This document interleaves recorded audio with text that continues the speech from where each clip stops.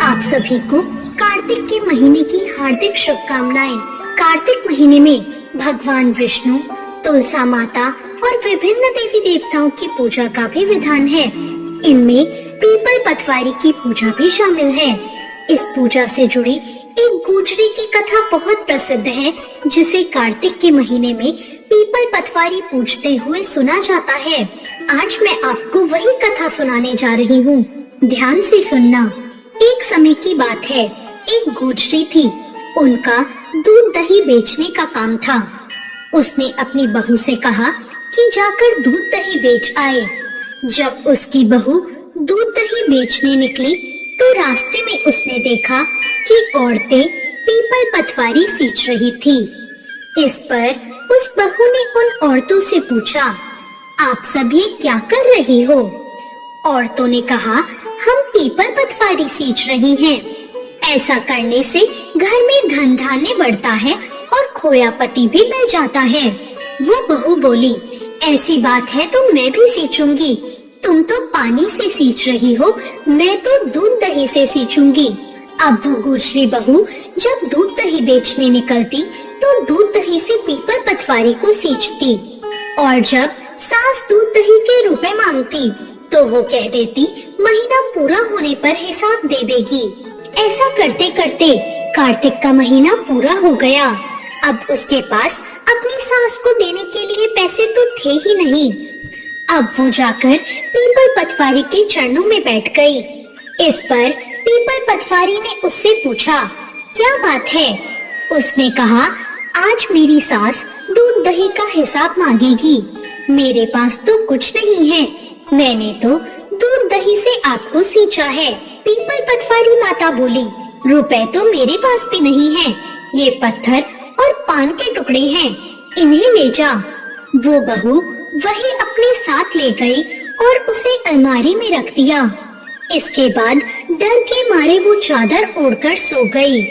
कुछ देर बाद जब उसकी सास आई तो बोली, बहू दूध दही के रुपए ला। बहू ने कहा, मैं जो लाई हूँ वो मैंने अलमारी में रख दिया है। सास ने अलमारी खोलकर देखा तो उसमें हीरे मोती जगमगा रहे थे। धन का ढेर लगा था। सास ने बहू को आवाज लगाई, बहू इतना सारा धन कहाँ से ले आई? बहू ने आकर देखा तो सच में धन के भंडार भरे थे। इस पर बहू ने सास को सारी बात बता दी। सास ने कहा, अब मैं भी कार्तिक मास में पीपल पतवारी को सींचूंगी और खूब धन कमाऊंगी। इसके बाद जब कार्तिक का महीना दोबारा आया तो सास भी दूध दही बेचने निकली। अब जब दूध दही बेचने के बाद खाली हांडी बचती, उसमें वो पानी डालती और पीपल पतवारी को उसी पानी से सींच देती। पूर्णिमा के दिन उसने अपनी बहू से कहा कि वो उससे दूध दही के रुपए मांगे। जब बहू ने रुपए मांगे तो सास भी जाकर पीपल पतवारी के चरणों में गिर गई और कहने लगी, मुझसे मेरी बहू रुपए मांग रही है।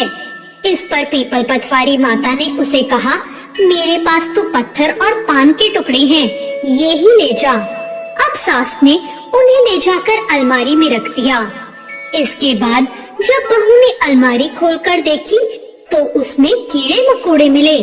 जब सास ने देखा कि अलमारी में तो कीड़े मकोड़े हो गए, तब सास गुस्से में पीपल पतवारी के पास गई और बोली, बहू को तो धन दिया और मुझे कीड़े मकोड़े, तुम तो बड़ी दोगली हो। इस पर पीपल पतवारी ने कहा, तेरी बहू तो सच्ची थी, सत की भूखी थी, लेकिन तू तो धन की भूखी होकर पीपल पतवारी को सींच रही थी, इसलिए तुझे कोई फल नहीं मिला।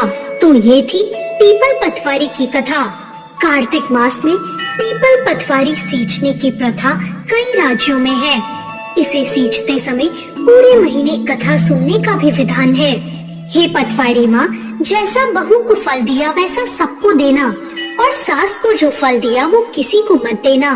तो दोस्तों, ये थी आज की कथा। आपको आज की ये कथा कैसी लगी? कमेंट करके जरूर बताएं। कथा अच्छी लगी हो तो लाइक जरूर करें।